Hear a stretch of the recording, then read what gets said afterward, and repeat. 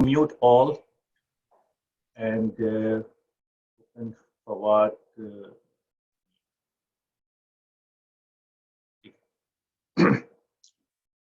Assalamu alaikum. My name is Dr. Khalid Ahmed. I'm a pulmonary critical care and sleep specialist here in Hagerstown, Maryland. Welcome to APPNA MERIT COVID-19 webinar. We are doing this webinar on a daily basis since the start of this pandemic, and we are learning from our colleagues, our expert, and we have participation, mashallah, from US, UK, Canada, and a lot of our attendees and expert panelists are from Pakistan, and we are all learning from their experience. To continue this journey, we have very experienced speaker, Dr. Fawad Chaudry, who is an interventional pulmonologist, critical care specialist, sleep specialist, and he's been part of this group from the very beginning. And he has taken, hosted the webinar and presented in the webinar. So without further ado, I will invite Dr. Fawad Chaudry to please introduce himself and start the program. Thank you. Thank you, Dr. Kaleem. Appreciate it. So as Dr. Kaleem mentioned, I'm interventional pulmonologist and intensivist, and currently serve as assistant professor at University of Oklahoma. I actually did the similar topic like 10, 12 days ago. So what I did today, I basically from that time till now, because this is ever-changing guidelines and new data coming, so I kind of tried to focus more. We'll go through the whole presentation, how the COVID-19 presents, how we diagnose, and everything else. But main focus at the end will be what is the current situation with the therapy and medication. So I'll start, and hopefully I'll finish in 25 minutes or less, and then we'll take questions. So again, objectives, we're going to definitely do the literature review. I'm going to go through some of the commonly asked questions, treatment guidelines, which are so many right now. So many societies have come up with their guidelines. The most recent is NIH.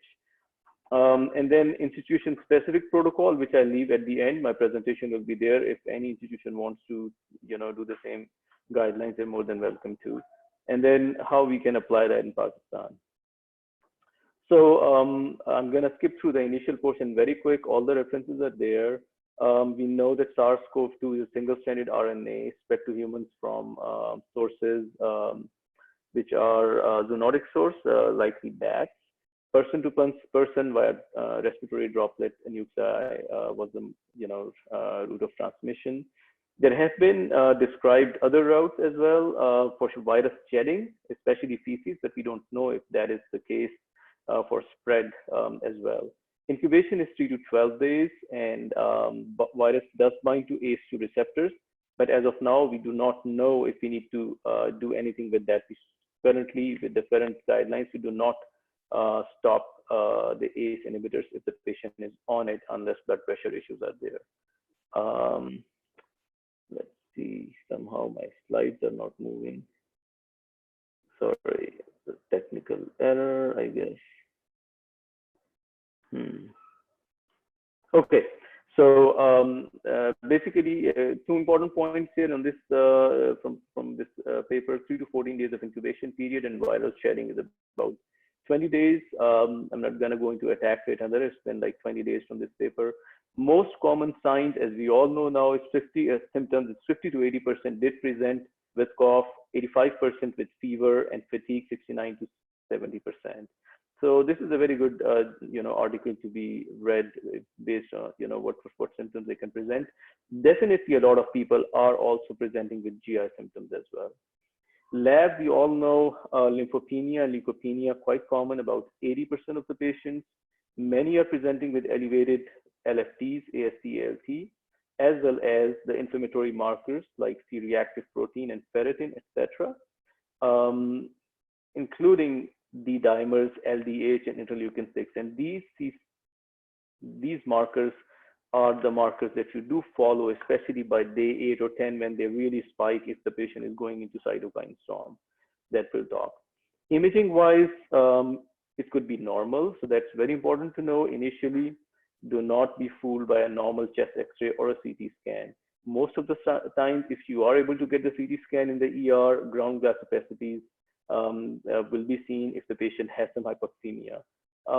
Most of the times when they are positive and the CT scan is not done, we are not doing the scan. We are staying with the chest X-ray or in centers who have expertise with focus, which is point of care ultrasound, kind of relying between the X-ray and ultrasound to detect, you know, the ARDS as well as the infiltrate on the chest. Diagnostic testing wise, of course, send the nasopharyngeal swab for SARS-CoV-2, which is a PCR test. Co-infection has been seen, so important to send biopanel or PCR-20. Do not order sputum induction and do not do bronchoscope just for diagnostic purposes. That has been well shown, and all the guidelines, including Interventional Society guidelines, they are not recommended because of aerosolization. Similarly, PFEs and spirometry for diagnostic purposes or for any purposes is not suggested and recommended against during the pandemic. Okay. Now, I'm just going to touch base quickly about what procedures, interventional and pulmonary procedures that can be performed, which may ease up in the next couple of weeks in US as well. Emergent bronchoscopy is if they have severe tracheal stenosis or bronchial stenosis, they have central airway obstruction or massive hemoptysis, or if the airway stent has migrated. Those are the few situations where we have actually done these indications, rigid bronchs and others. Other than that, most of the procedures have been on hold, which we are, the only exception to that is the lung masses where EBUS or diagnostic modality might change the management of the patient. We are still doing that. Most of the other elective procedures are recommended not to be done. Okay.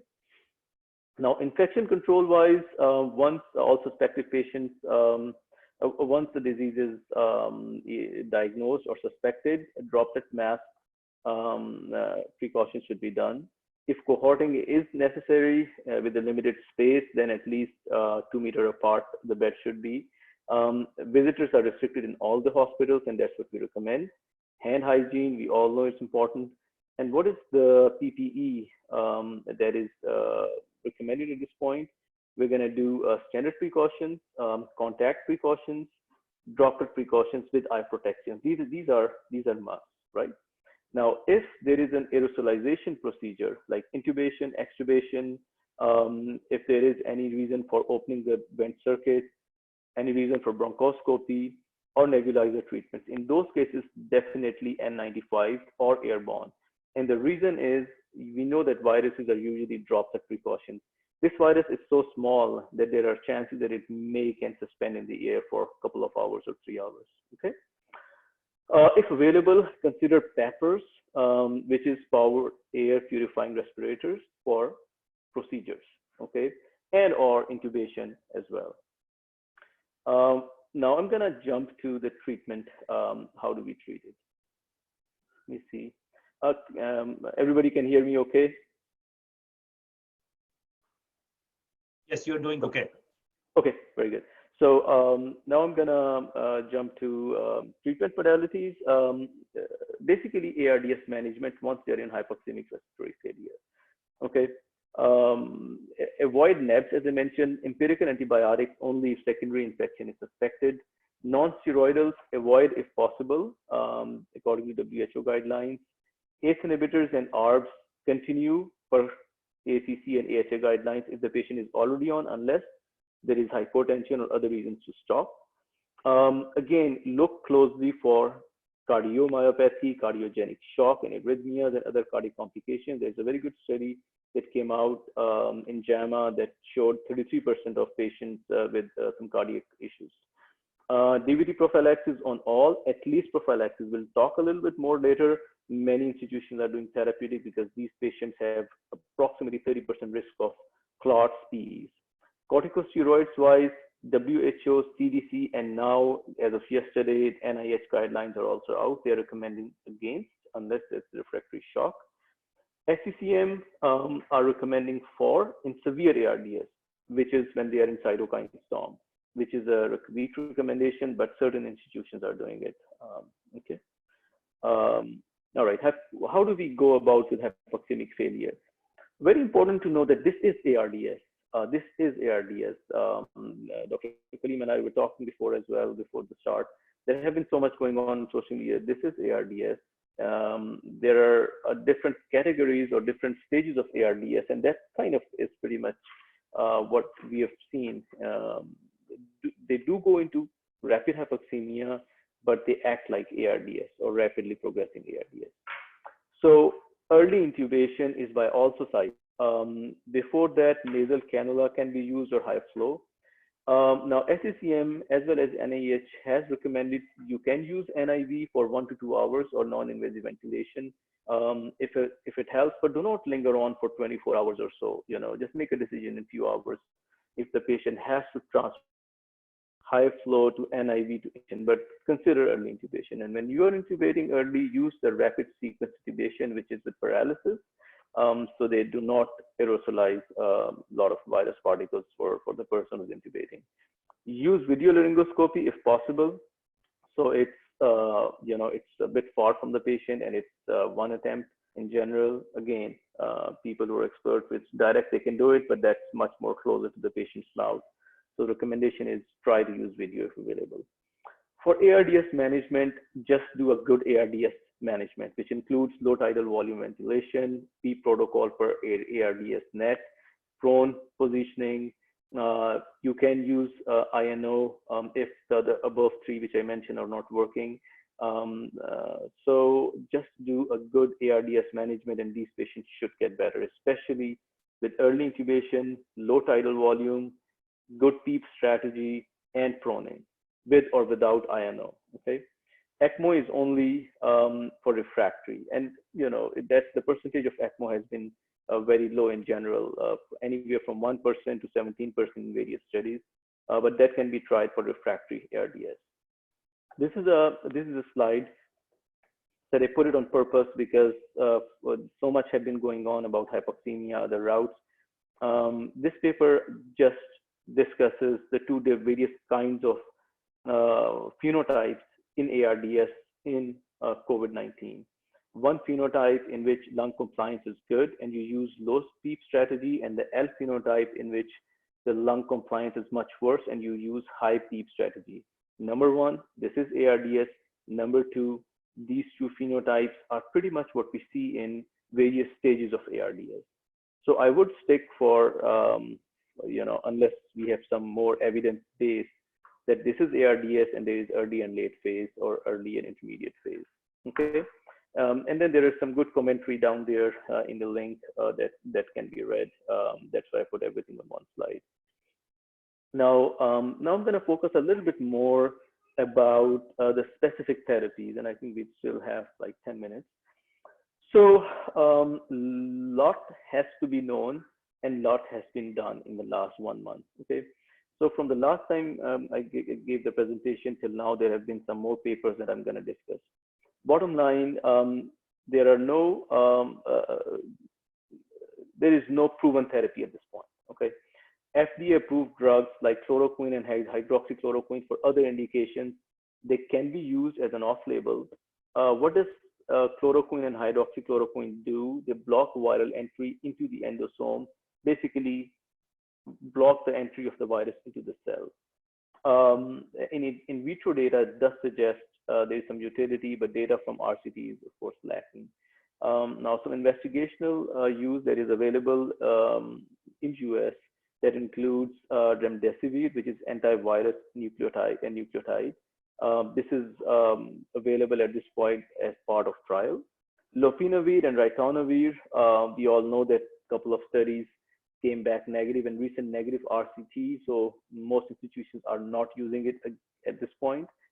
Tocilizumab, which is IL-6 inhibitor and is used in cytokine storm, has had some data, and some institutions are using with good results. Similarly, convalescent plasma, which is an ancient therapy, is also being used with some good results. Let's discuss these. Now, I'm going to start with convalescent plasma. Now, this is an old concept that has been going on since influenza pandemic in 1918, and it was used then. It was used in influenza pandemic in 2009 and 10, as well as during SARS pandemic and MERS as well, with some good results in general. Okay. Now, experience with SARS, there was one study that it's not very clear, but I put a reference, about 80 patient case series. There was improvement in mortality and shorter hospitalization, but most outcomes were better when the plasma was given within 14 days of onset of symptoms for that study. Okay, but there are some inherent difficulties with convalescent plasma. Some of the donors may not produce adequate titers, and some may not have neutralizing antibodies. And there are, of course, several other matching, compatibility issues as well. So it's not without issues, but in most studies that has worked, not only in the other pandemics, but also in COVID-19 that I'll share later. Now, what is the evidence of COVID-19 of convalescent plasma in COVID-19?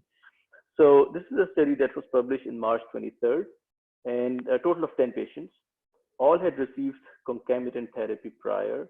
Now, the results-wise, following the CP transfusion, all patients had negative PCR via nasopharyngeal swab. 3 out of 10 patients were intubated prior, and 2 out of 3. So 3 intubated, 2 out of 3 were extubated within 3 days. And that cohort of 10 patients were compared with another 10 patients who were from different hospitals, not from the same hospital. So that kind of puts a little bit of sampling. But again, I think that's the best they could come. Safety and secondary endpoints of clinical and lab parameters were actually met with this study. Then we have another study published, this is out of China as well, of 5 critically ill patients. All of them were intubated and they received convalescent plasma. It's a busy slide, but the gist of it was out of all those 5 patients, all of these patients recovered from their fever. 4 out of 5 got extubated. 3 out of 5 were discharged, and 2 out of 5 basically were in stable conditions after 30+ days. So in general, a positive study with no mortality, which is decent. Very small study, but no mortality. We know that mortality has gone up to 50% in China on the ventilator patients, and up to 60+ in Italy, and quite a bit in US as well initially. Now, so these are the only 2 studies in the convalescent plasma in the COVID-19 as of yet, as of my knowledge. Okay. Now we go to chloroquine and hydroxychloroquine, for which, of course, that has been most talked about in the media and everywhere else. So again, that's an old medication that has been used in anti-malarial since 1934. Now later discovered that SLE, rheumatoid arthritis, the role of hydroxychloroquine is there. Now in early 2000s, it was noted to have antiviral activity. And as I mentioned, it interacts with endosome-mediated viral entry into the cells by increasing the pH of lysosome, and basically also impairs viral replication. There is a paper published in Lancet 2003 that kind of goes over well in detail of the mechanism. What is the evidence behind this medication for COVID-19? So there are three in vitro studies demonstrating hydroxychloroquine can inhibit SARS-CoV-2, and hydroxychloroquine is more potent than chloroquine. The references are down there. Okay, so again, that's in vitro. What about azithromycin? We all know that it has anti-inflammatory effect. We use it for COPD.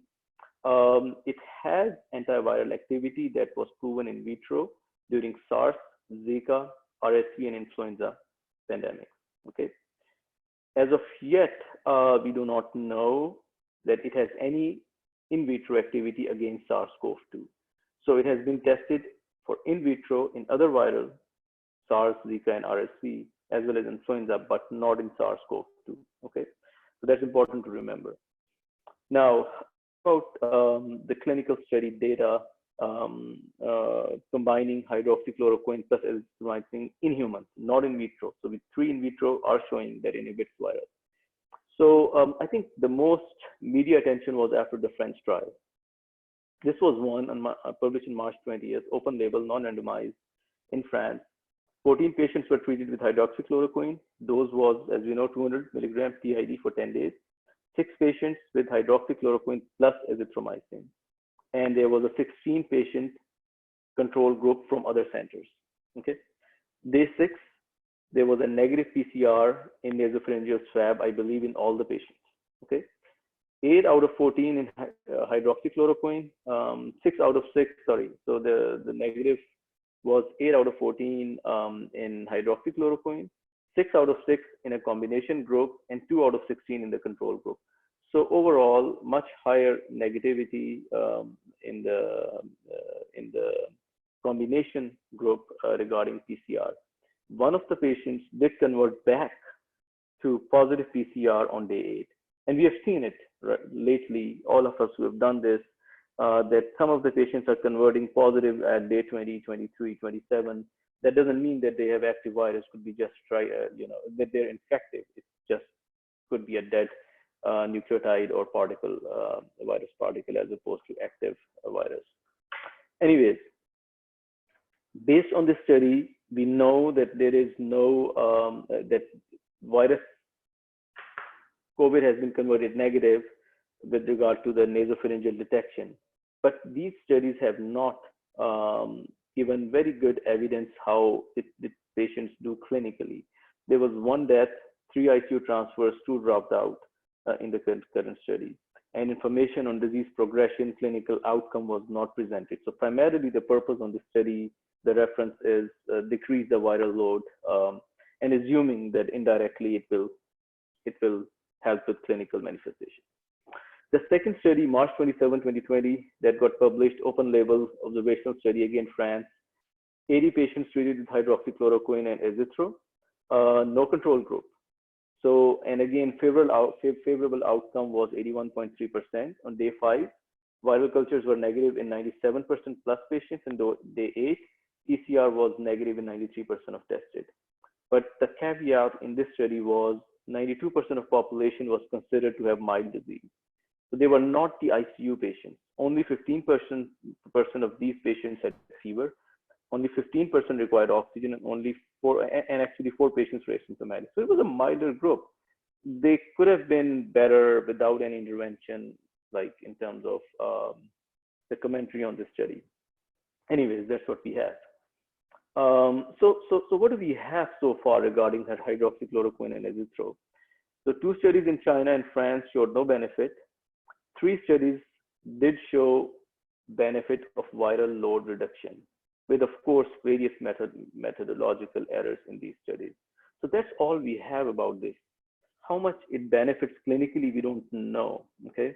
There was one study that was in the pre-published phase that basically NEGM, I'm not sure if it's published finally or not, but that showed about out of 63 patients, 32 in the hydroxychloroquine arm and around 30 patients placebo or no hydroxychloroquine, and there was no difference.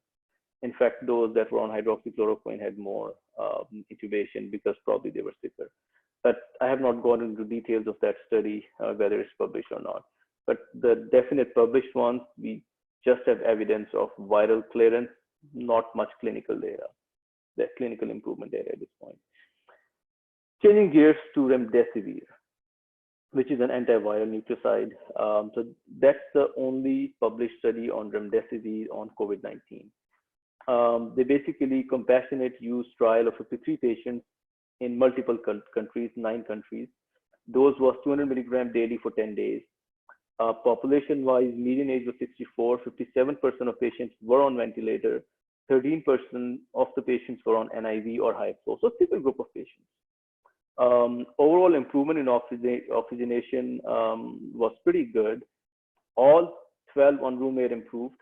5 out of 7 on NIV improved, 71%. 17 out of 30 on mechanical ventilator got extubated, which is 56%, and 3 out of 4 on ECMO also improved, which is 75%. Mortality-wise, total 13% patient died, which is again much less than what we used to see. On the ventilator, only 18% or 6 out of 34 patients died. And on NIV, 1 out of 19, which is 5% patient died. So again, this mortality is much more livable for ARDS as opposed to 50%.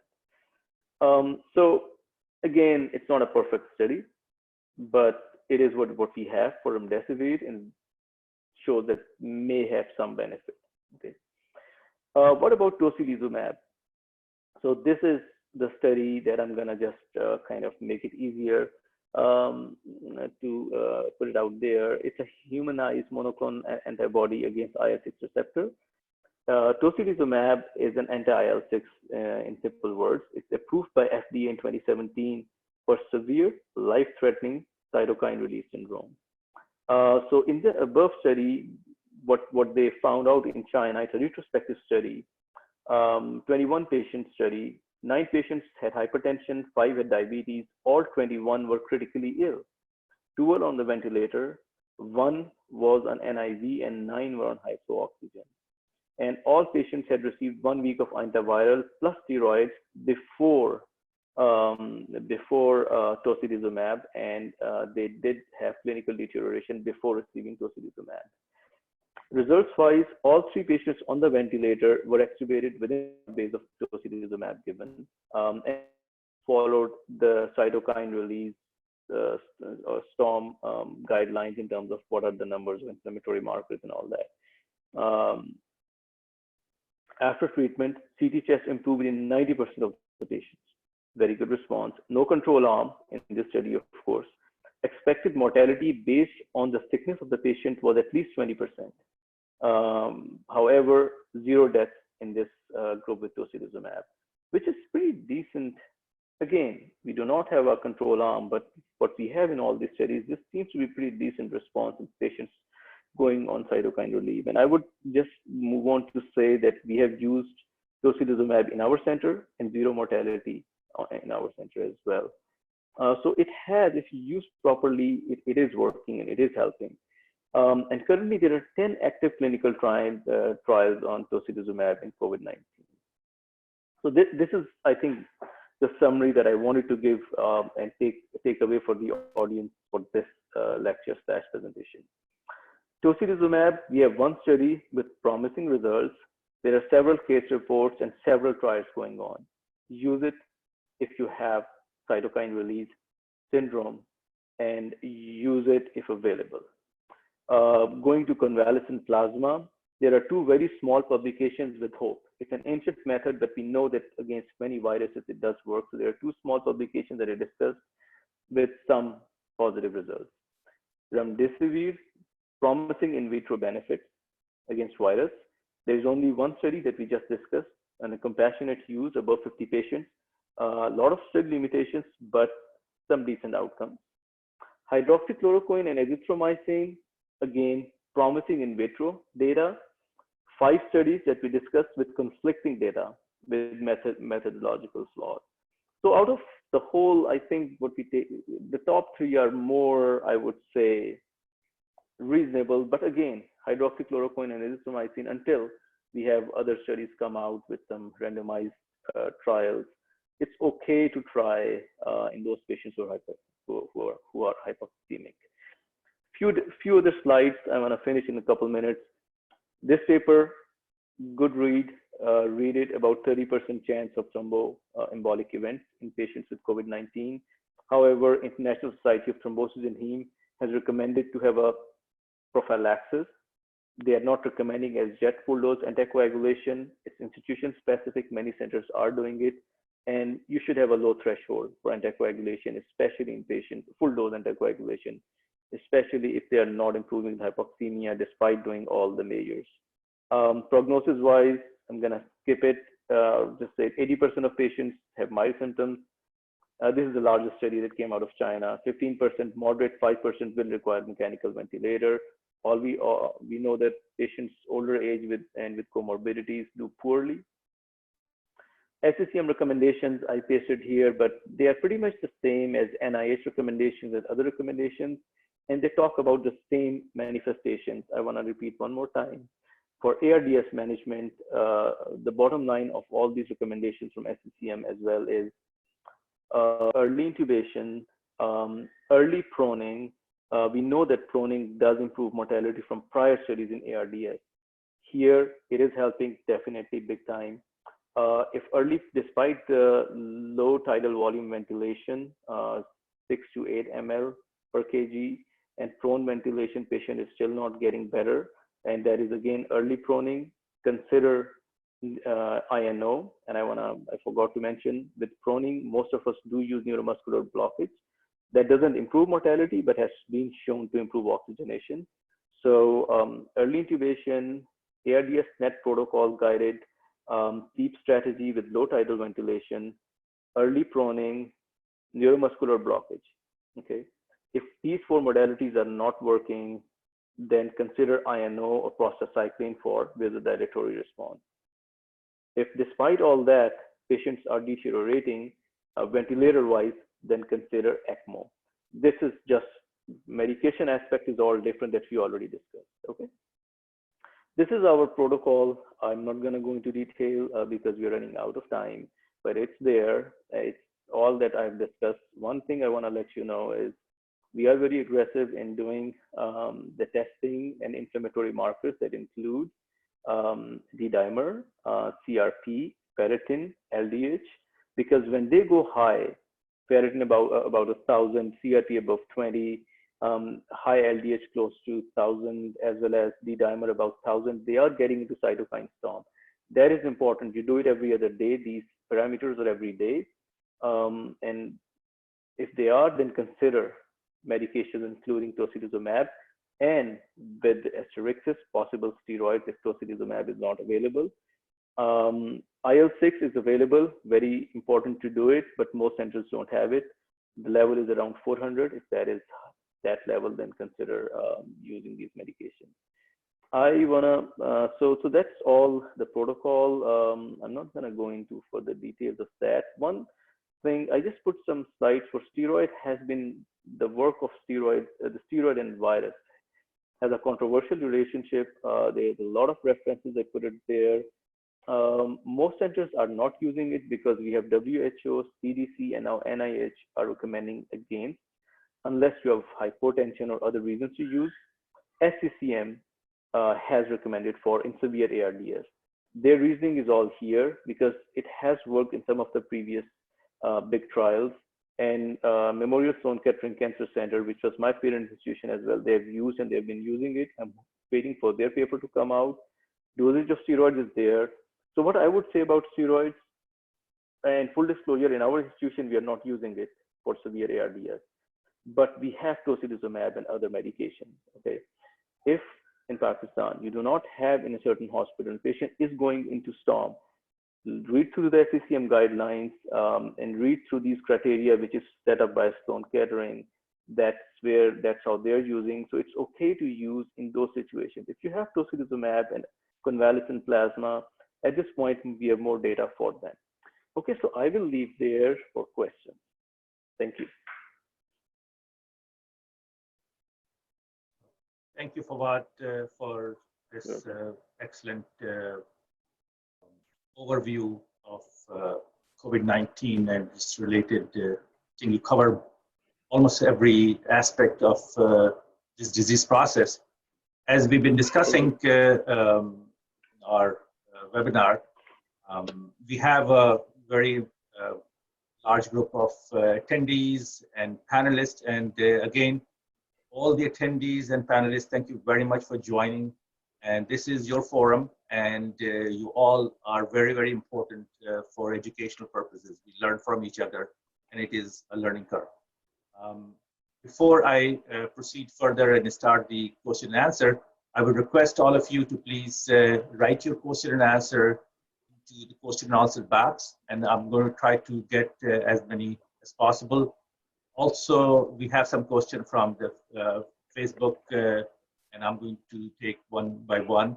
So Please, I'm going to ask my panelists to please introduce yourself, starting from Dr. Shahid Rafiq. Assalamu alaikum, Shahid Rafiq. I'm a neurologist, vascular neurologist and sleep specialist here in Frederick, Maryland, near Washington, D.C. I'm also APPNA Merit Chair. My job here is mostly coordinating. And thank you for all to attend. Next, Dr. Bushra Ali. Okay, I'm Bushra Jamil. I'm a professor of internal medicine and infectious diseases at the Aga Khan University, and I'm also the president of Medical Microbiology and Infectious Diseases Society of Pakistan. Bushra. Professor Shamsa Humayun. Assalamu alaikum. I'm Dr. Shamsa Humayun, professor and head of Gynae Department, APPNA Medical University, and I'm Vice President, Society of Obstetricians and Gynecologists of Pakistan as well. Thank you. Dr. Mariam Morton. Assalamu alaikum. I'm Mariam Morton. I'm a staff cardiologist at the VA, and I'm professor of medicine both at UCR and Loma Linda University. I'm a non-invasive cardiologist, and I'm also the president-elect of APCNA. Dr. Nighat Ahmed. Dr. Nighat. Professor Nighat Mir Ahmed. I am professor of rheumatology and chair of faculty of rheumatology at College of Physicians and Surgeons, Pakistan. Thank you, Dr. Nighat. Dr. Nuzhat Ashi. Dr. Nuzhat. You can unmute the microphone.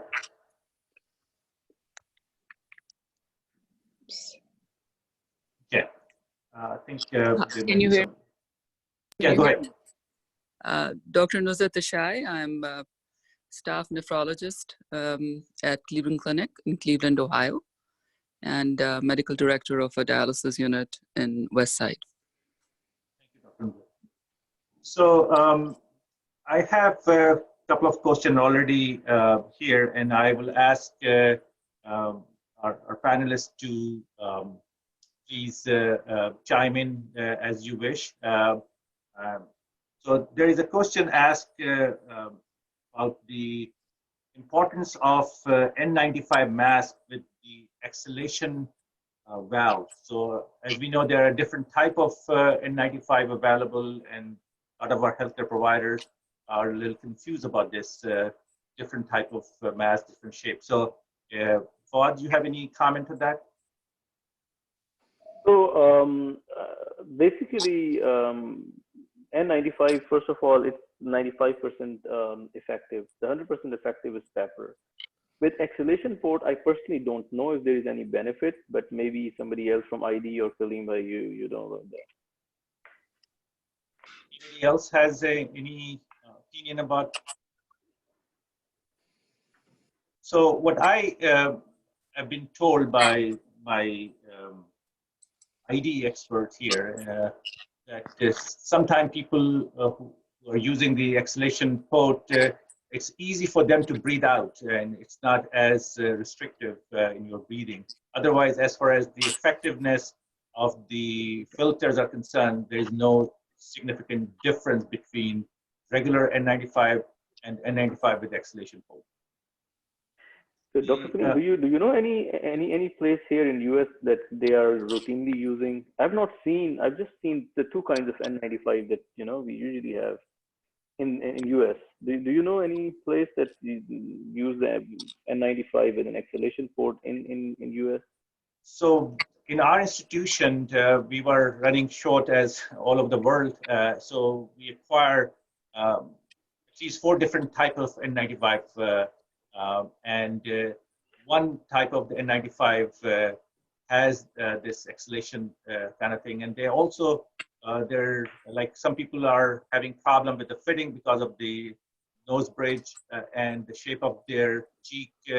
So if M3 is not fitting, there is 2 other different type of supplier, and they some has some lining into it. So, you know, and then there is some, not here, but I have seen people in other areas, they are using this K95, and I think in the Pakistan also, this Chinese brand they are using. Our Pakistani colleague, Dr.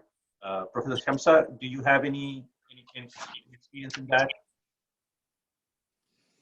Sorry, I did not follow. Dobara sir. वो question was कि जो acceleration port के साथ N95 available हैं, कुछ तो उसकी कोई खास सिग्निफिकेंस है और आप लोगों ने कोई ऐसी चीज देखी है वहां पर पाकिस्तान में? और K95 एक ब्रांड आता है चाइना का वहां पर।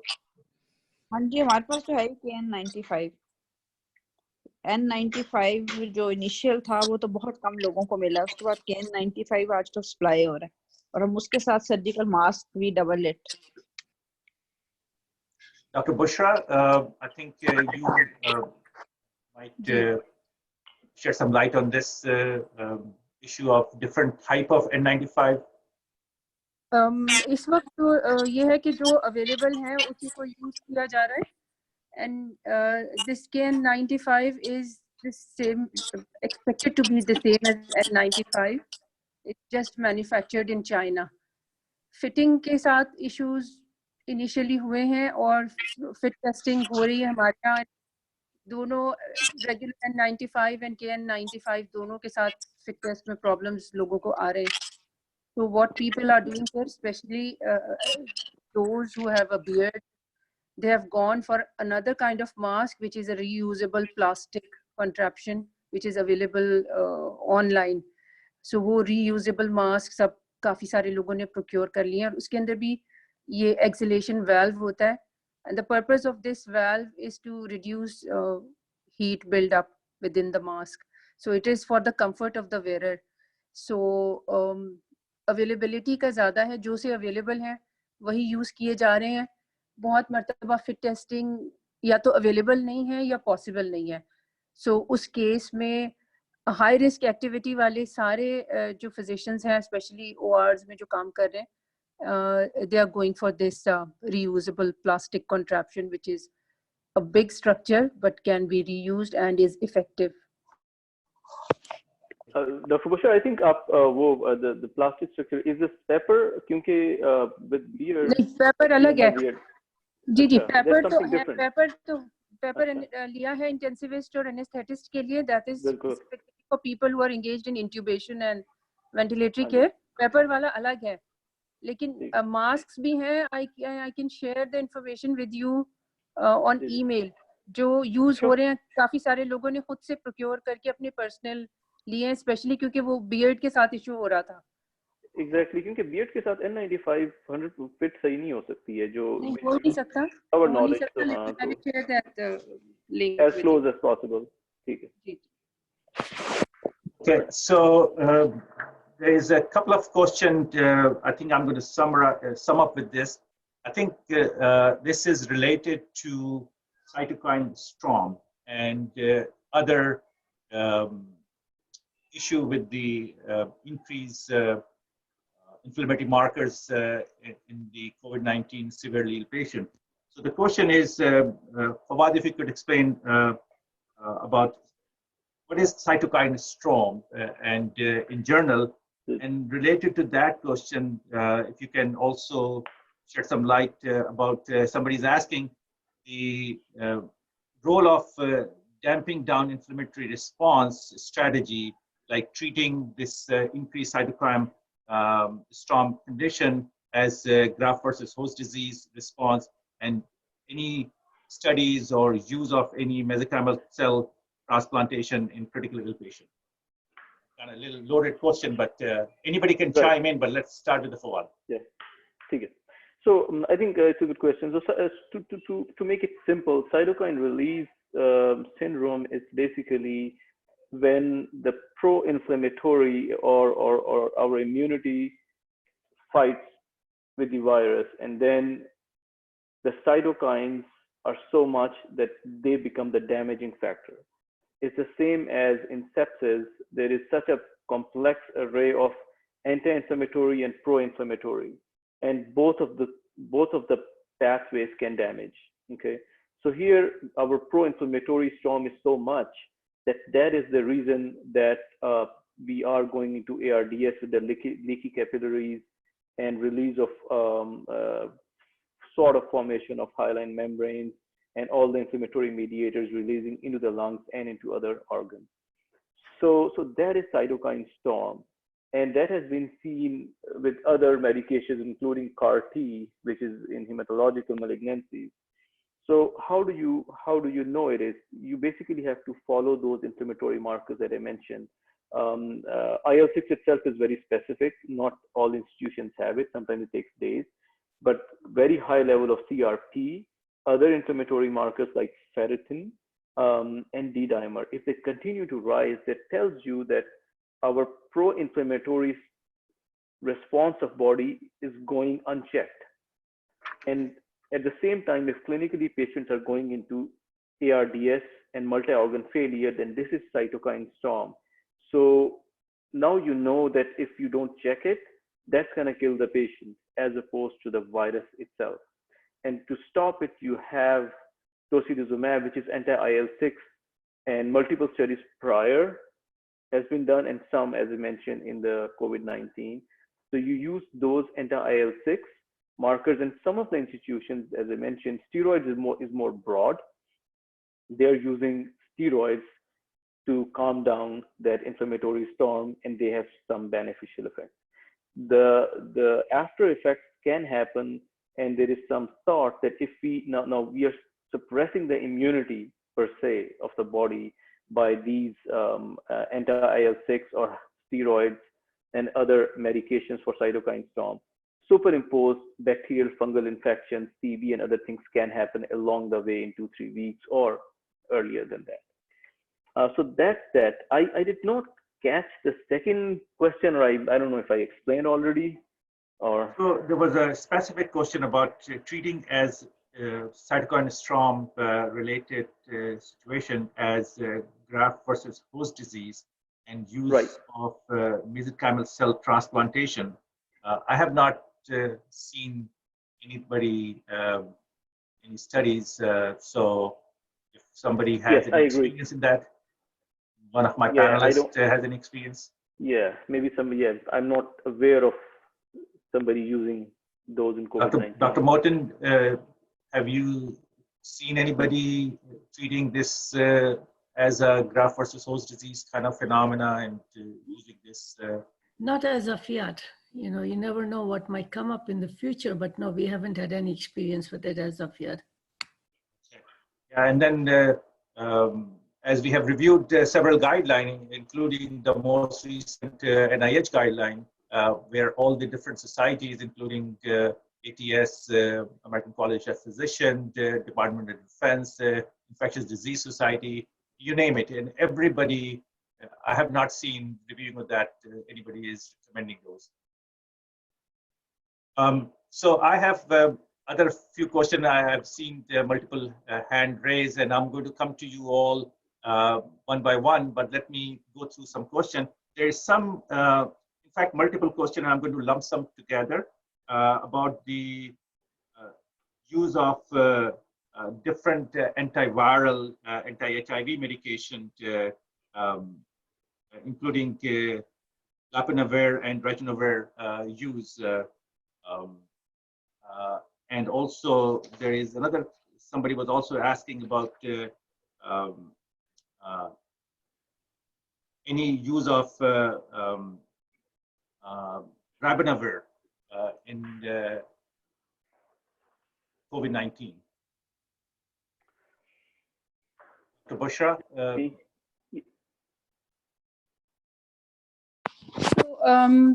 What we have available here is obviously hydroxychloroquine, azithromycin, but tocilizumab is available at our center, and I'm aware of 2 other centers which are using tocilizumab.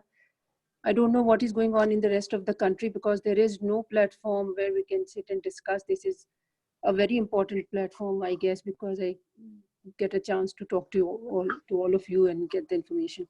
So I can tell you about our experience with tocilizumab. We've had around 40 patients who have received it with very good results.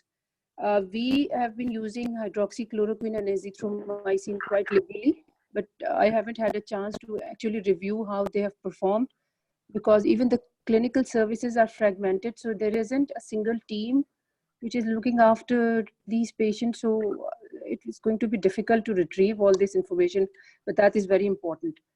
Another drug which I think we are not paying enough attention to is ivermectin, which is cheap, has been available in Pakistan for a long time, and it has been shown to have antiviral activity against SARS, the old SARS, and MERS, and in vitro activity against SARS-CoV-2. So I think it is worth trying ivermectin in our patients because it's oral, it's available, it's cheap, and has very few side effects. I would like your opinion on that. Thank you very much. I think one of the Dr. Shahid Gill also asked about this medication. So, what any? Yes.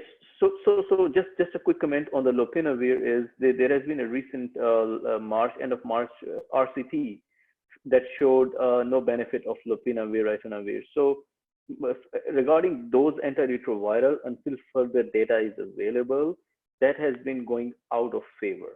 Okay, so that's about ritonavir, lopinavir. Now regarding ivermectin, I have not seen any specific studies other than what Dr. Bushra mentioned. So I would say it's limited at this point, evidence to use it, but I will leave it to rest of the panel if they have more experience with that. Dr. Nusrat, do you have any comment on this? Any opinion about ivermectin? No, I do not, because here in the Cleveland Clinic, at least, among our staff meetings, I have not yet personally had the experience of treating any COVID-19. My call starts next week, so that is going to change. But we do have regular meetings about these patients, and that has actually never been mentioned as a choice, at least yet. Yeah, thank you very much. Now, coming back to some other question, there is a, anybody making a comment on ritonavir, again, another antiviral. So I think we already answered this. So far, we don't have any data, some negative study, but some antiviral, some ongoing studies going on. So we have to be just patient and see what would work. Can I make a comment about other things that have been tried? There was just recently an article published in JAMA that was looking at a study that was done in China, and it was a retrospective multi-center trial. There were about more than 1,000 patients, and they were actually looking at, and this has got nothing to do with the antiretroviral or infectious disease, but this was more to do with the question about the ACE inhibitors and ARBs. And they did show in the study, even though it had its own limitations, that patients who with hypertension, who were admitted with COVID-19 and were hospitalized with it, they had a lower risk of mortality when they were on the ACE inhibitors and or the ARBs. So like the study itself admitted that it was a retrospective study, but the likelihood that ACE and ARB increase mortality in these patients then is even lower.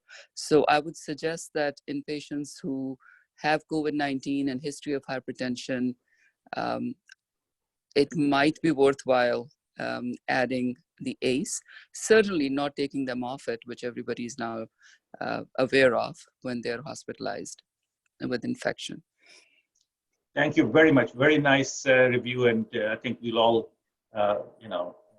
appreciate your sharing this thing with us because, from the very get-go, there was a lot of controversy, but now things are settling down. So let me ask one of our attendee, Dr. Muhammad Asim. He has raised his hand. Dr. Asim, please go ahead, unmute yourself, introduce and ask your question, please. Hi, can you hear me? Absolutely.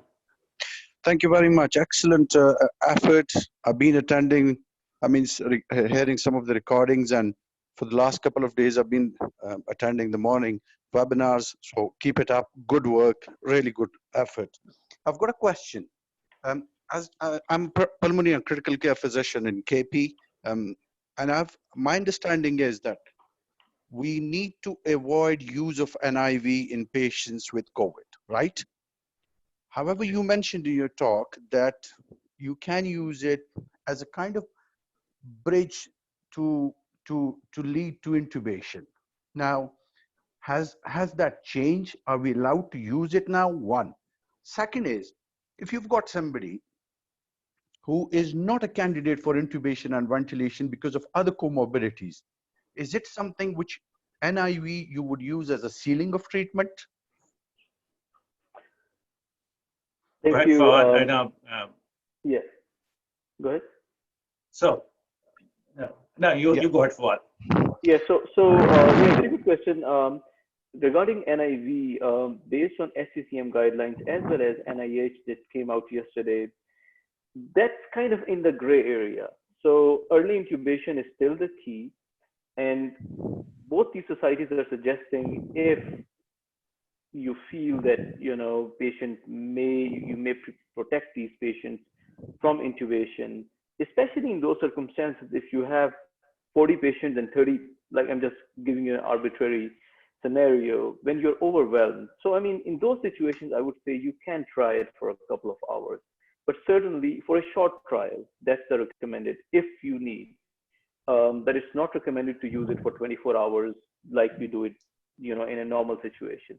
So yes, in the guidelines, there is that thing that you can use if you want for a short trial. That's about that. You have something to say, Dr. Karim?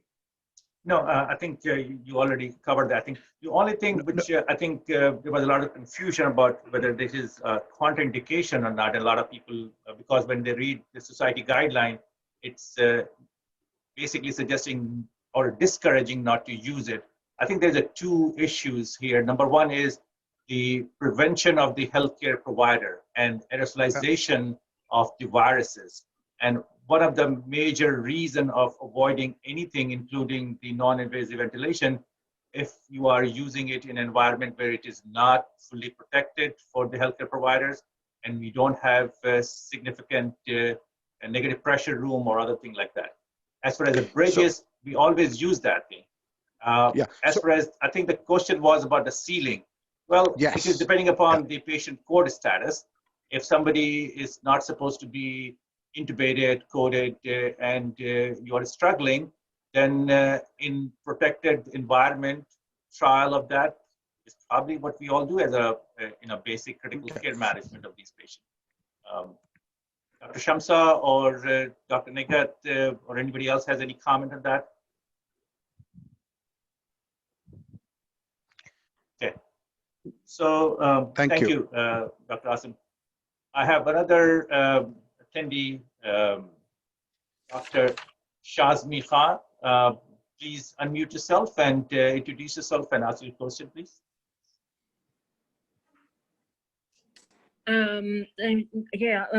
Very good conversation. I'm listening to all these sessions, and I really appreciate the efforts, put in there by everyone, starting from March 31. So just to put a certain, because I was quite pondering about the STROM, what is it? It's just like, if you look at the, it's a review article, I think. Ming Zhao, he has published this article on April 16th. So that's actually just like tornado. It was showing like how the cytokine storms. And specifically in this disease, you have the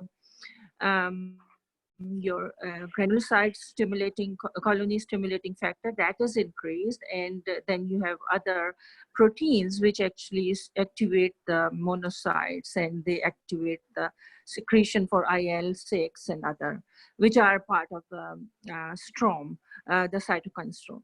Now, when I looked at the somebody talked earlier in the session about the filgastrum.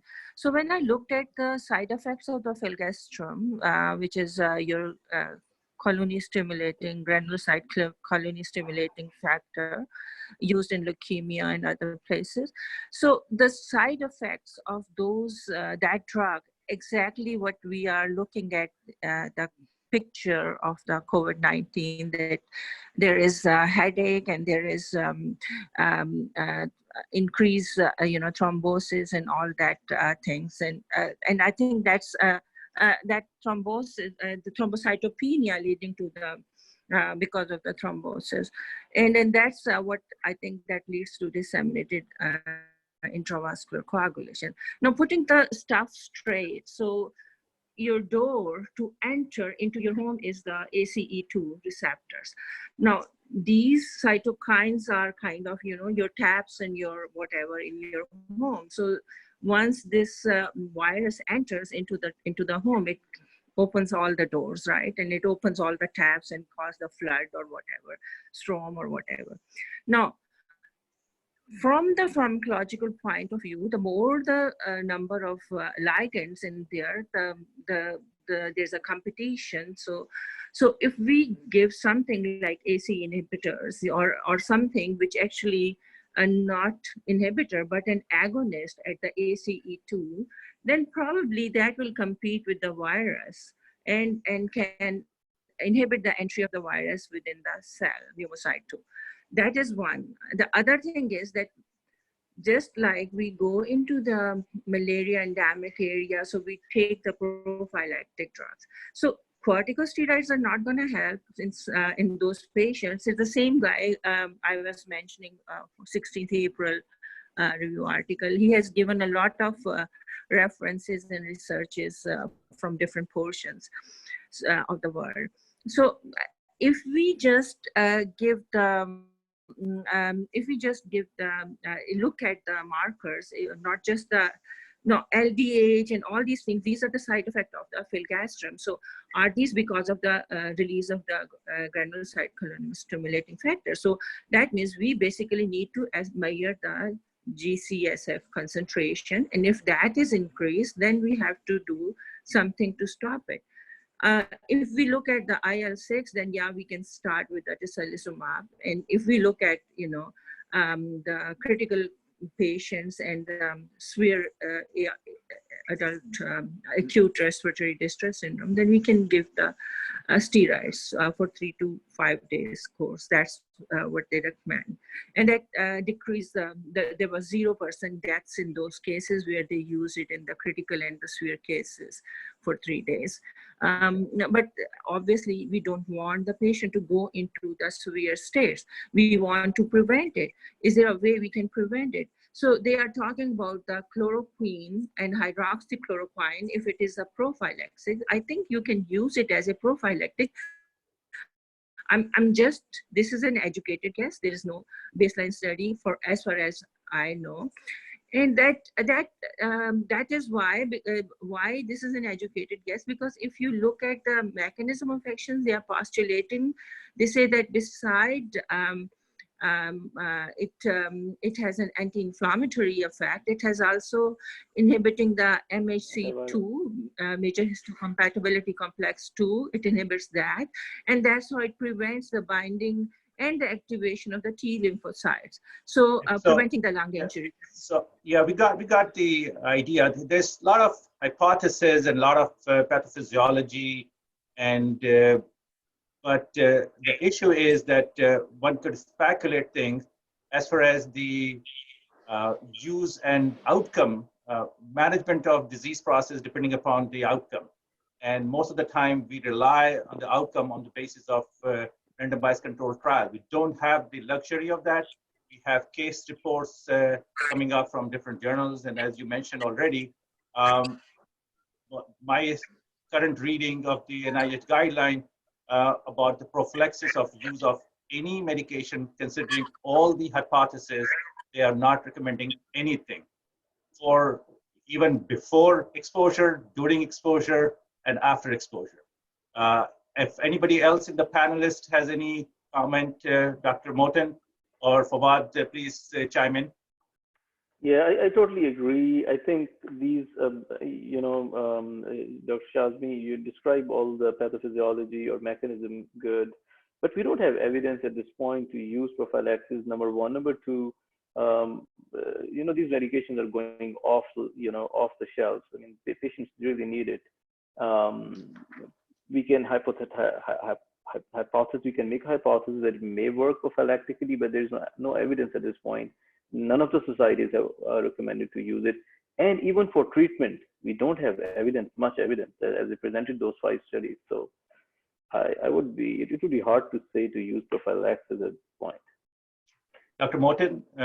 Yes, that's a good hypothesis that you're bringing up forward, and bringing up questions like this will help us understand the disease condition and the pathophysiology behind it. Okay, very good. Dr. Nighat, any comment?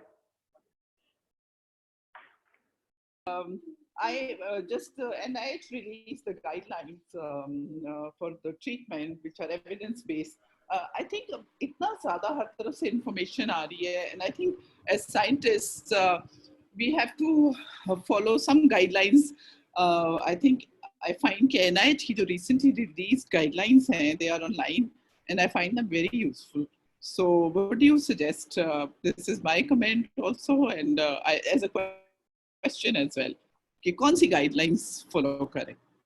I think what I have, and please, all of you are knowledgeable enough in dealing with the on ground. So, what my understanding is that they are not asking us not to use that, but they are giving us a very specific guideline. They are telling us that you can use it. They are not recommending it, but you use it in a steady state. If you are doing a trial, then you can use it so that people can benefit with your experience.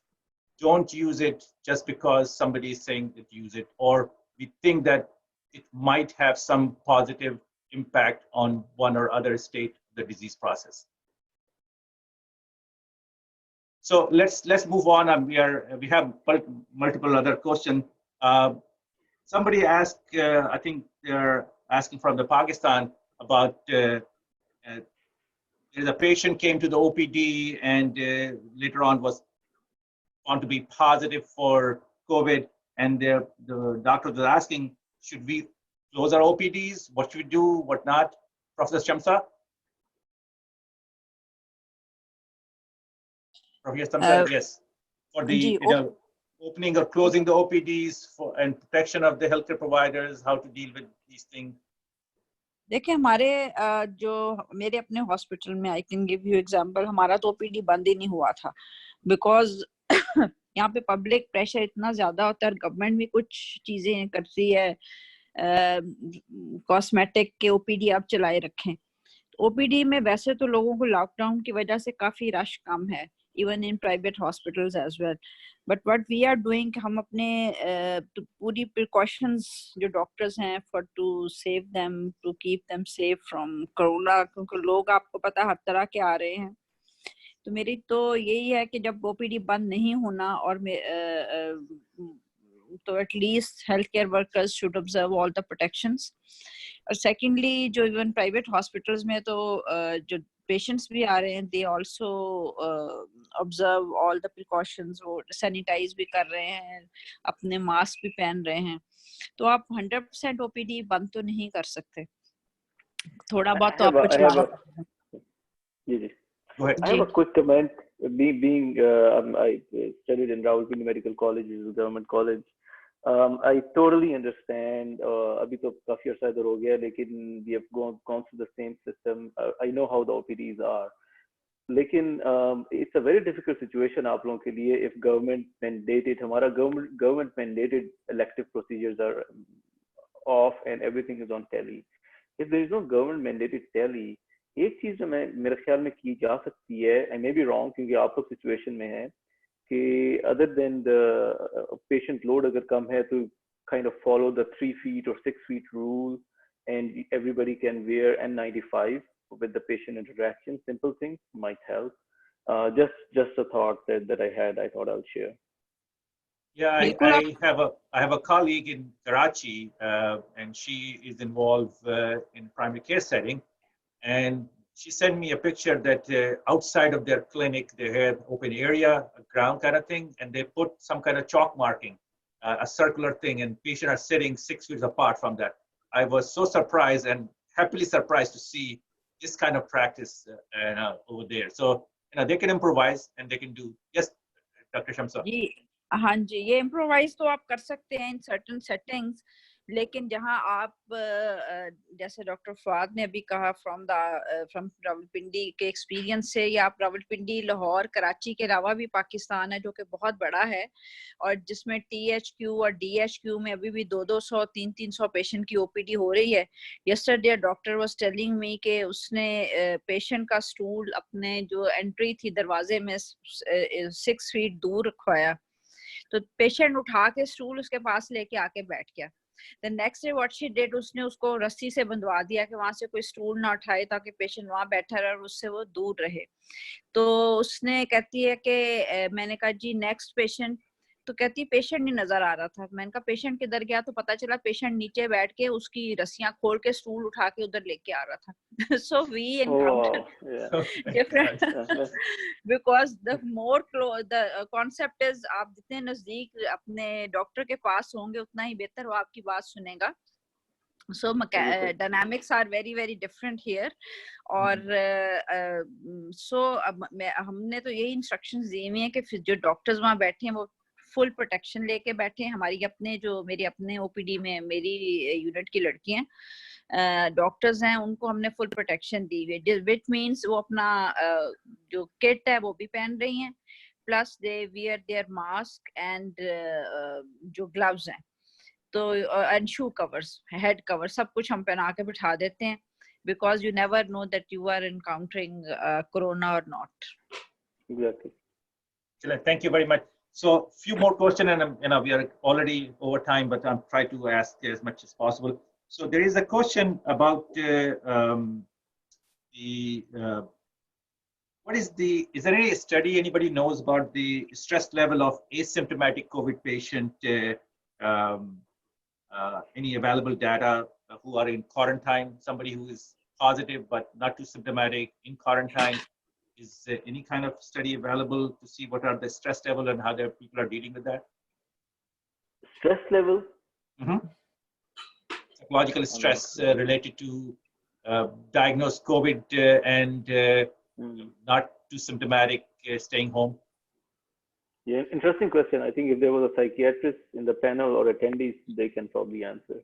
Anybody who want to chime in, raise your hand. If not, then we'll try to find out from our psychiatric faculty and probably answer in the next session.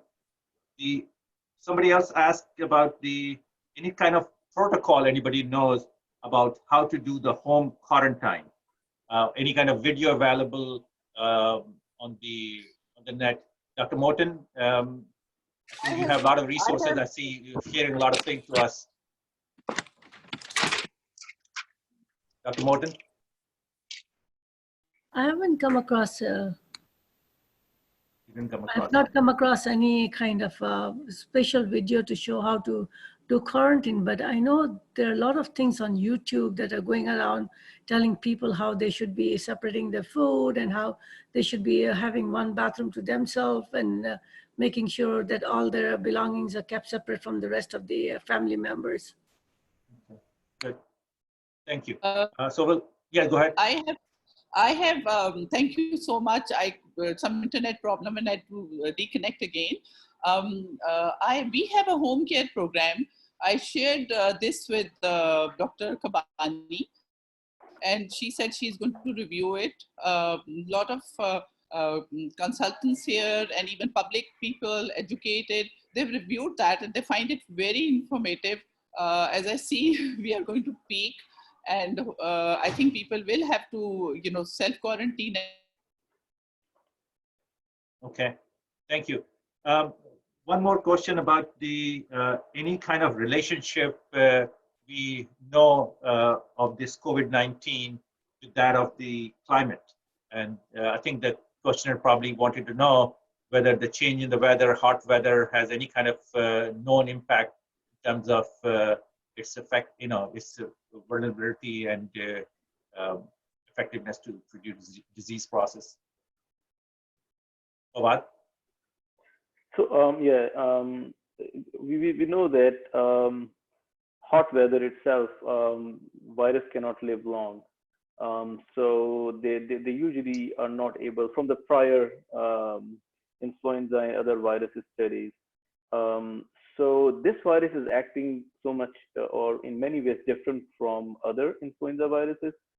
So we assume that hot weather should kill it, but we don't know. That's what my understanding is. I think any ID expert can chime in here. Dr. Bushra? Dr. Bushra, do you have any comment on this? Yeah. So we are actually seeing a steady increase in number of cases, but this has not been a logarithmic increase. This has been a steady increase. So I think we are moving towards our peak. So we don't know actually what the impact of this warm weather is going to have on spread of infection, because I personally believe that had we hit the peak during winter months, we would have encountered many more patients. So we are yet to see a logarithmic increase. There has been a steady increase, and that has to do with the availability of testing as well. So we are seeing an increased number of cases at all centers, but I don't think the capacity is overwhelmed, and the weather is really hot. So we just need to observe what goes on in the coming weeks. Okay, thank you. So 2 or 3 more questions, and I'm quickly want to get some answer. Dr. Bushra, there is another question about how to prevent if somebody develop upper respiratory tract infection, to convert it, to prevent it from going into doing pneumonia. Like somebody, that everything starts from the upper airway, goes down to the lungs. Is there any kind of magic we have? Any kind of understanding? There are a lot of YouTube videos and other things stressing and promoting different kind of homemade remedies and grandma recipes. Any comment on that? Nobody knows, and especially because none of the therapeutic modalities are being recommended for mild cases. So we have no idea what will work in a mild infection and what will not work. So, and then a huge proportion of people remain asymptomatic. So we don't even know what factors determine who will remain asymptomatic or go on to develop symptoms. And then obviously the known factors which are associated with severe disease are increasing age and presence of comorbidities. So somebody who already has a chest condition, diabetes, hypertension, and so on and so forth has a high likelihood. And there are no studies showing that there is any therapeutic agent or non-therapeutic agent which would block progression from mild to severe disease. So what I tell my patients is just use which makes you comfortable, and that's about it for the moment. Yes, Fawad, go ahead. I want to add a very quick comment. So I do want to mention here that if you have upper respiratory tract infection, do not use steroids. We know from the data that steroid in a late stage in the cytokine storm is a different story. Early on, you have a higher chances of viral replication as well as bacterial superinfection. So early on, do not use steroids. There was some data initially not to take non-steroidals, but as I mentioned in my study, avoid if possible. So that's one comment. Secondly, remdesivir, maybe once we have enough data in a year, that might be the way to go. But we don't have much data about that at this point about remdesivir. Very good point, because steroid has this kind of issue of viral shedding and increasing effectiveness. That's the reason all the societies, including SCCM, recommending not to use in non-ARDS patient even if you have. Yes, Professor Shamsha, you have some comment? Question था, I was wondering yesterday, once here in Pakistan burial के लिए बहुत ही special precautions दी जाती हैं.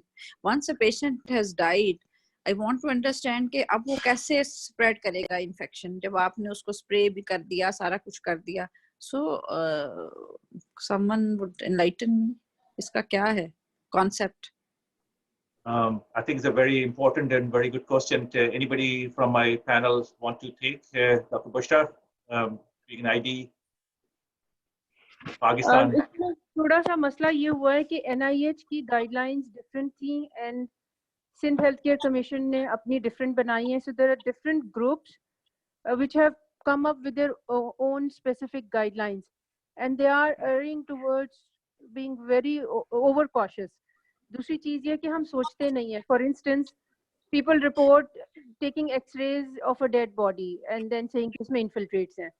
इसी तरीके से actually बिल्कुल सही कह रही हैं प्रोफेसर साहिबा कि ट्रांसमिशन तो रेस्पिरेटरी रूट के थ्रू है या हाथों से गुस्ल के बाद तो body it will be very difficult to transmit infection. तो थोड़ा सा thought process डाल के and all these policies and procedures should be reviewed and revised by educated panels जो सोच समझ के ऐसी चीजें करें जो practical हो, doable हो and risk भी minimize करें. So I agree with her completely.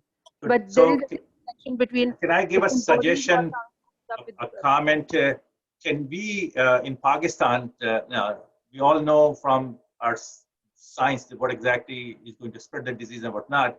Can you guys from there talk to the health educator and put some kind of campaign on the TV, some kind of news channel, interviews, guiding the people? I think people are very confused.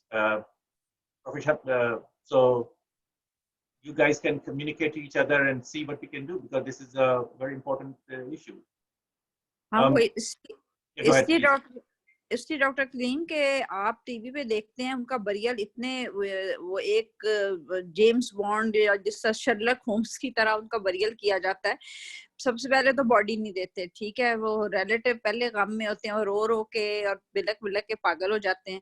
फिर वो एक special एक गोरकन बुलाया जाता है जो कि वो भी बड़ा रिलक्टेंट होता है, फिर उसको रस्सों से बांध के उसमें उतारते हैं. So that is very horrifying for the family. तो मैं बड़ा सोच रही थी कि अब उसका रेस्पिरेटरी ट्रैक तो बंद हो गया, हाथ वो हिला नहीं रही बॉडी, आपने उसको लपेट भी दिया, एक सील भी कर दिया, फिर आपने उसको एक कॉफन में भी डाल दिया, बॉक्स में भी डाल दिया. तो how infection can transmit now? इसका कोई मतलब लॉजिक होगा? लोगों ने जो इतनी इसके लिए की है तो probably they must be having some underlying concept और मैकेनिज्म के still it is infectious. I think it's all fear. I think it's all fear. I think we need to, this disease has many dimensions. And I think one of the factors is the fear beyond proportion. I think it's kind of very sad. I think you guys who are on the ground in Pakistan, Doctor, we have multiple panelists and others who have resources and communication with the healthcare, advisors in Pakistan, and try to do some kind of public service announcement to make sure after getting all the data so that people, don't do these kind of things. So I think we are much over time. Last question, which I'm going to ask Fawad, is somebody asked me about the role of ECMO and inhaled nitrous oxide in critically ill patient in COVID. So I think I replied in privately as well, but that's good you asked. I'll just mention it again. So the role of INO from before COVID as well, we know that the two things that affect mortality, improve mortality in ARDS is low tidal ventilation, low tidal volume ventilation, which is around 6 ml per kg, and proning. We have INO, which improves oxygenation. We have neuromuscular blockage, which improves and helps oxygenation and helps proning. They don't have much effect on mortality. Neuromuscular blockade had one study in 2011 that showed mortality, but lately it hasn't shown. So bottom line, we will recommend to use initially low tidal volume ventilation, PEEP strategy per ARDS net protocol, paralysis and proning early within 24 hours if possible. And then if they are not getting better with these techniques, then consider trying INO for improving oxygenation and improving overall, getting to your numbers and low FiO2 and towards extubation. You can try INO. Now, ECMO role comes number 5. So if despite all that, they are worsening, then ECMO. What we do is after 24 to 48 hours, if things are not moving, and if their PF ratio is under 100, we involve our ECMO team so they are ready. So I would say the studies regarding ECMO showed the outcome is better if it is tried within the first few days. So that is also important to consider, that if you want to do ECMO, get it done within the first 4 days or so. So number comes last, but try it early if things are not working with the PF ratio below 100. Thank you very much. And I appreciate all of my panelists, Fawad, and all the attendees. At last, ask panelists to have any last comment before we close it. Dr. Muhammad Asim, anything?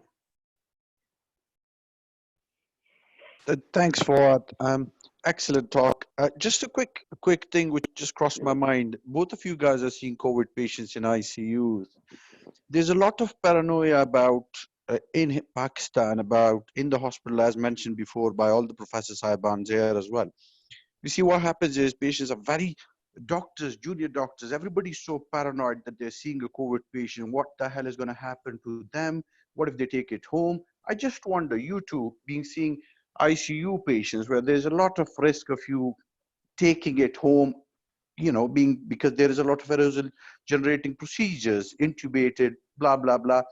Are you guys taking any specific precautions apart from the usual ones which you will do, donning, doffing, all of that? Are you guys, to protect your families, are you guys doing anything different? It's just to highlight something for the audience here, because I feel that every time there is a COVID patient in our hospital, everybody gets so paranoid.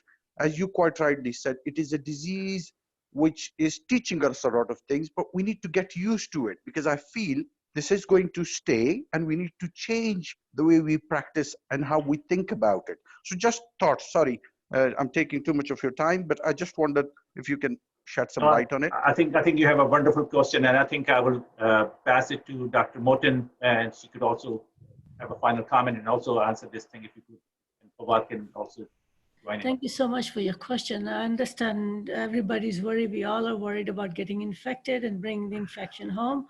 Generally, we are taught that we must clean our surface areas that we have touched at work, the station that we're using, to make sure we clean it before we are changing our gloves and everything. And after that, as we leave, we use the sanitizers and make sure that we leave our face mask at a certain place so that we don't take the same face mask home. When we get home, we always tend to go ahead and take care of our outer clothing in the garage so that we don't bring it inside the house. More often than not, we are being encouraged to take a shower before we go ahead and do any of the housework. Absolutely, totally agree. Totally agree. This is the way we do. And also, what I'm doing is instead of my usual clothing nowadays, I use scrub, and I take off my scrub in the hospital and use my other scrub back home. So basically, your concern is absolutely right, that we are the only people, our household, our family, loved ones is going to get in contact with us because they are quarantined, or not quarantined, they are in the home, because of the lockdown. But we are the only one who are getting exposed. So taking extra precaution, although it is not recommended by any society to take showers or things like that, but I think the common sense approach, and we are doing it. What, anything to add? I agree. Yeah, I agree.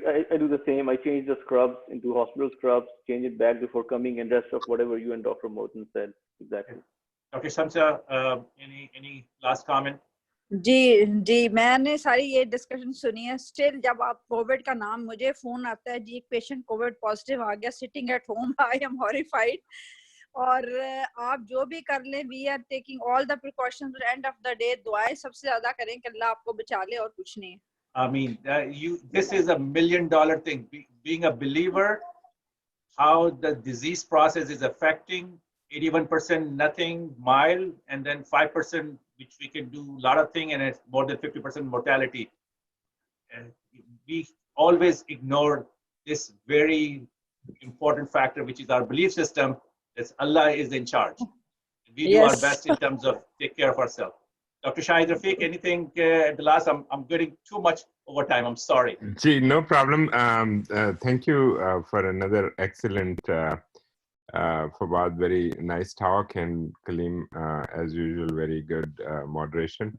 I wanted to thank everybody, and just for the Ramadan timing, we are stopping this nightly. So it is our nightly, but in Pakistan, it's a morning session. The last one will be Pakistan morning Friday. So Thursday night here in United States will be our last daily webinar. During Ramadan, we are only going to have it on Saturday and Sunday. And the timing will be 5 p.m., 5 in the evening in Pakistan. So that by 6 o'clock, 6:15, everybody's done. And I think that you will have time to prepare for iftar and all that. We had a survey, and this is the best timing most people have told us. Here this will be 8 p.m. Eastern Standard Time. Sorry, 8 a.m. in the morning Eastern Standard Time, Saturday and Sunday, which will be 5 p.m. in the evening in Pakistan.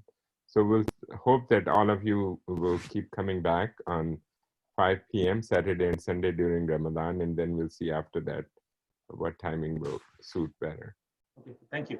Thank you. Dr. Nushat, any last comment? No, I'm good with what everybody has said, and just keep it up. Thank you, guys. Thank you. Dr. Bushra? No, thank you. I think we had a great discussion. Thank you. Thank you very much, all of you. Again, thanks for participating. And inshallah, with this effort, we try to help our colleagues, ourselves, in terms of taking care of this very serious and unknown disease process, the best of our capacity, and with the help of Allah, we'll be successful, inshallah. Thank you very much again. Thank you. Allah Hafiz.